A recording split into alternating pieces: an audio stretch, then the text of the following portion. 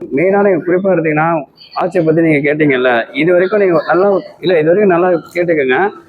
எங்களுக்கு வந்து பஸ்ஸில் வந்து ஃப்ரீ, அது மாற்றுத்திறனாளிகள் எல்லாமே சொன்னாங்க. ஆனால் இப்போ என்னன்னா யூடிஐடி கார்டு கேட்குறாங்க. ஆனால் அந்த யூடிஐடி கார்டு காமிச்சாலும் எனக்கு இது செல்லாது அப்படின்னு சொல்லிட்டு போக்குவரத்து துறையில வேலை செய்கிற டிரைவரும் கண்டக்டரும் ஒரு மாற்றுத்திறனாளி கூட பார்க்காம நடு ரோட்டில் இறக்கி விட்டு போகிறாங்க.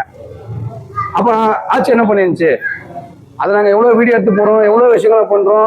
இப்போ நான் என்ன கேட்குறேன்னா, இப்போ என்னால் நடக்க முடிஞ்சிச்சுன்னா நான் நடந்து போய் வண்டி ஏறுவேன். நான் தவளை மாட்டுறதுனால ஏன்னா இப்போ சப்போஸ் நான் பஸ் ரூட்டிங் வந்தேன், இப்போ பஸ் ஸ்டாப் தாண்டி வந்து ஒரு 10 அடிக்கு நின்னா என்ன பிரச்சனை இருக்கு? இப்போ நீங்கள் எல்லாருக்கும் இருக்க போதில்ல, இப்போ என்னால் முடியலன்னா என்னால் போக முடியாது. அதுக்கு ஒருத்தர் கேள்வி கேட்டு மாற்றுத்திறனாளி தலைவராக பேசுகிறாங்க. இது ஒன்று வச்சுக்கலாம். இன்னொன்று வந்து ஒரு வீட்டுக்கு நாங்கள் போய் ஒரு அப்ளிகேஷன் நம்ம ஃபார்ம் கொடுத்தோம்னா நீங்கள் கேட்குற டாக்குமெண்ட் எல்லாமே நாங்கள் கொடுத்துருவோம் சார். அங்கே போய் நாங்கள் போய் செக் பண்ணுவோம். ஒரே சொல்கிறாங்க நெட்வொர்க் ப்ராப்ளமாக இருக்குது, 10 நாள் கழிச்சு வாங்க. சரி, 10 நாள் கழிச்சு நம்ம போனோம்னா மறுபடியும் என்ன சொல்றாங்க, இல்ல சார் அந்த சார் லீவ்ல இருக்காரு. அப்போ அன்னைக்குதான் லீவ்ல இருக்காரு, அப்ப அதுக்கு மேல என்ன பண்ணிருந்தாரு? இது என்னோட இது மட்டும். அதே மாதிரி மாற்றுத்திறனாளிகளுக்கு ஹவுசிங் போர்டு கவர்மெண்ட் அலர்ட் பண்றாங்க. ஆனா அது என்னன்னா அவங்க சொல்றதுக்கு தான் நாங்க போனோம்.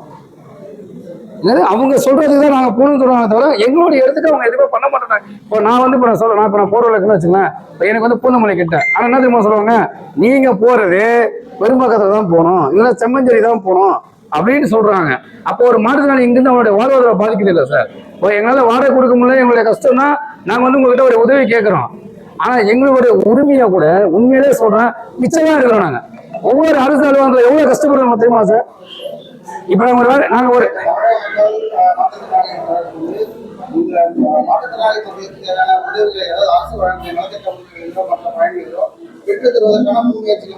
கண்டிப்பா சார், கண்டிப்பா. அதாவது தமிழக மக்கள் மாற்றுத்திறனாளி கழகம் வந்து பாத்தீங்கன்னா மாற்றுத்திறனாளிகளுக்கு இந்த மாதிரி பிரச்சனைகள் ஏதாவது வந்து எங்களை தொடர்பு கொண்டாங்கன்னா எங்களுடைய அனைத்து நிர்வாகிகள் எல்லாருமே கலந்துக்கிட்டு இதை நாங்க முயற்சி எடுப்போம். இது மட்டும் இல்லாம நம்மளுடைய கட்சி வந்து இப்போதான் நம்ம துவங்கி இருக்கோம். இது உங்களுக்கு தெரியல, துவங்கும் போது இது கொஞ்சம் கொஞ்சமா வளரும் போது எங்களால என்னதான் சலுகையை நாங்க பண்ண முடியுமோ அது அரசாங்கத்துக்கிட்ட இருந்து நாங்க போராடியாவது அவங்களுக்கு பெற்றுக் கொடுப்போம். ஆனா நல்லா மெயினா வந்து தெரிஞ்சுக்கங்க, மாற்றுத்திறனாளிகளுக்கு சலுகைன்னு சொல்றாங்க தவிர ஆனா மாற்றுத்திறனாளிகளுக்கு சலுகை போல சார். இது அரசு தளங்கள் வந்து